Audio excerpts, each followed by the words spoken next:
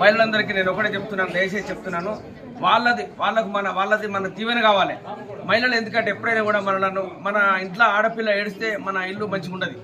ఆడపిల్లని ఏడిపించద్దు. మన తల్లిని మనం గౌరవించాలి, తల్లిని పూజించాలి, భార్యని గౌరవించాలి, చెల్లెను దీవించాలి అని ఒకటి మన సనాతన ధర్మం నుంచి ఒక శాస్త్రం చెప్తా ఉన్నది.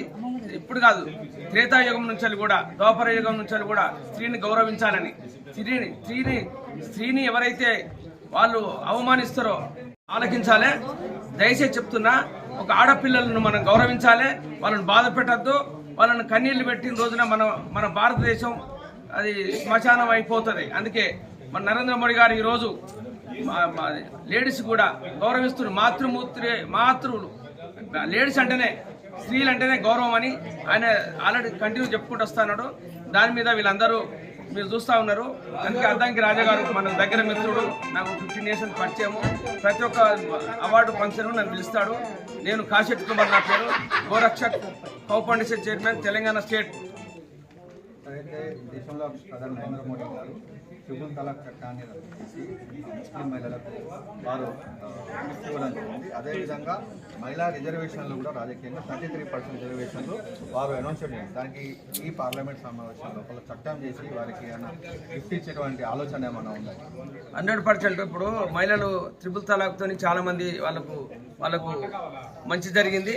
నరేంద్ర మోడీ గారికి ముస్లిం మహిళలందరూ ఆయనకు ఓటేస్తూ ఉన్నారు. కంపల్సరీ పార్లమెంట్లో బిల్లు పాస్ అవుతుంది. మహిళలకు కూడా 33% వాళ్ళకు ఎందులోనే కూడా ఎలక్షన్లు కానీ, దేనిలో కానీ, గ్రామ పంచాయతీ ఎలక్షన్లు కానీ, ఎమ్మెల్యే ఎలక్షన్లు కానీ కంపల్సరీ దాన్ని అని చేస్తాడు. చేయండి విడిచిపెట్టాడు. ఒకసారి మోడీ గారు అన్నారంటే కంపల్సరీ దాన్ని కంటిన్యూ చేస్తాడు.